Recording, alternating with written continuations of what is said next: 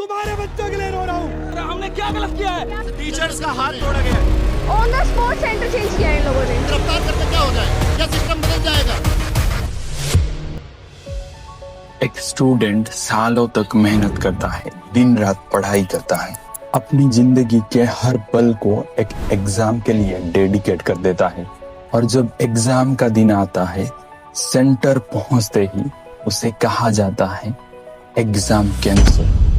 और biometric failure, software crashes जैसे कई सारे एक्सक्यूजेस उसे दिया जाता है। और जब स्टूडेंट एंड टीचर्स ने इन सब बातों को लेकर प्रोटेस्ट किया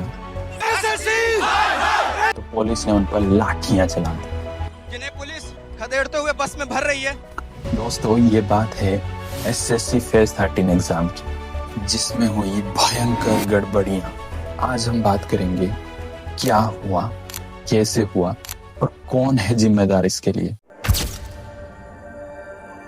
एसएससी यानी कि स्टाफ सिलेक्शन कमीशन, ये एक सेंट्रल गवर्नमेंट का ऑर्गेनाइजेशन है जो अलग अलग सरकारी नौकरी के लिए कैंडिडेट्स को रिक्रूट करता है, जैसे कि SSC CGL, CHSL, MTS and GD constable. हर साल लाखों स्टूडेंट्स एसएससी एग्जाम के लिए अपीयर होते हैं ताकि उन्हें एक सिक्योर गवर्नमेंट जॉब मिल सके। एसएससी फेज 13 का एग्जाम 24 जुलाई से लेकर 1 अगस्त के बीच में हुआ था। लाखों की तादाद में एस्पिरेंट्स ने एग्जाम की तैयारी की थी, लेकिन जैसे ही एग्जाम स्टार्ट हुआ सब कुछ बिगड़ गया। कई एग्जाम सेंटर्स पर तो बायोमेट्रिक सिस्टम काम ही नहीं कर रहा था। एसएससी एक कंप्यूटर बेस्ड एग्जाम होता है जिसमें सब कुछ कंप्यूटर में करना होता है। सोच के देखिए, अगर कंप्यूटर ही ढंग से काम न करे तो क्या। सिस्टम रीस्टार्ट हो रहा है, बार बार रीस्टार्ट हो रहा है, और जो उसमें ये क्या टेक्निकल इश्यू वो उनको नहीं पता। कई स्टूडेंट्स का कहना है कि उनका माउस ठीक से काम नहीं कर रहा था। हर एक आंसर को सिलेक्ट करने के लिए उन्हें 3-4 बार क्लिक करना पड़ता था। माउस पे 4-5 बार क्लिक करने के बाद आंसर हो रहा था।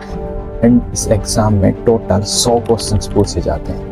100 क्वेश्चंस करने के लिए टोटल 1 घंटा दिया जाता है। अगर हम कैलकुलेट करें तो 36 सेकेंड पर क्वेश्चन। अगर 36 सेकेंड से उनका 5-10 सेकेंड सिर्फ माउस को क्लिक करने में वेस्ट हो रहा है तो जरा सोच के देखिए उनका कितना टाइम वेस्ट हो रहा होगा। कुछ स्टूडेंट्स को इतना सुनसान एरिया में सेंटर दिया गया था जहां कोई भी टैक्सी या फिर बस की व्यवस्था तक नहीं थी। खेत के बीचों बीच सेंटर किसी का मकान था, उसको ये लोग सेंटर बना दिए हैं। कर्नाटका और दिल्ली में तो एग्जाम लास्ट मोमेंट पर कैंसिल कर दिया गया। रात को 1 बजे एसएमएस आता है कि आपका एग्जाम कैंसिल कर दिया गया है। एक एस्पिरेंट 500,000 किलोमीटर दूर एग्जाम देने आया है और एग्जाम सेंटर पहुंचते ही उसे सुनने को मिलता है एग्जाम कैंसिल। कई सेंटर्स पर तो बाउंसर तक थे ताकि अगर कोई अपनी प्रॉब्लम्स को लेकर आवाज उठाए तो उसे तुरंत चुप कराया जा सके। पहली बार मैं कहीं देख रहा हूँ किसी एग्जामिनेशन सेंटर पे कि बाउंसर्स रखे गए हैं। स्टूडेंट्स का मानना है यह सब एक नया वेंडर एडुक्विटी की वजह से हुआ है। इस बार एसएससी ने एक नया वेंडर रखा था एडुक्विटी को।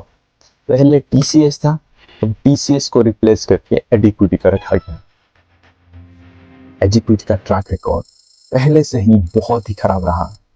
कई बच्चों का कहना है कि एडुक्विटी स्मॉल स्केल एग्जाम कंडक्ट करने में भी नाकाम रहा है।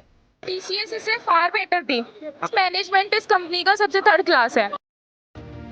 मध्य प्रदेश में टीईटी और पटवारी एग्जाम में पेपर लीक जैसे कई समस्या देखने को मिली। महाराष्ट्र में एमबीए सीट एग्जाम में टेक्निकल ग्लिचेस और अब एसएससी फेज 13 में server crashes and exam cancel होने तक हर जगह स्टूडेंट्स को प्रोटेस्ट करना पड़ा है। फिर भी एसएससी ने उन्हें वेंडर बना दिया। तो सवाल ये है, क्या देश के एस्पिरेंट्स का फ्यूचर एक ऐसी कंपनी के हवाले करना सही था? इस बात को लेकर Delhi Jantar Mantar and CGO complex में हजारों की तादाद में स्टूडेंट्स एंड टीचर्स इकट्ठे हुए। टीचर्स जैसे कि नीतू सिंह, आदित्य रंजन शाह ने प्रोटेस्ट किया ताकि सरकार सिस्टम में सुधार लाए। लेकिन क्या हुआ, क्या मिला प्रोटेस्ट का रिजल्ट? पुलिस ने उनके ऊपर लाठियां चला दी। एक टीचर का तो हाथ ही टूट गया। पुलिस ने लाठीचार्ज की है, सर का हाथ टूट गया है। ये देखो टीचर्स को कैसे घसीटते हुए ले जा रहे हैं। क्या ये है हमारा देश का कल्चर? क्या सिस्टम पर क्वेश्चन करना गलत है? क्या अपने हक के लिए आवाज उठाना गलत है?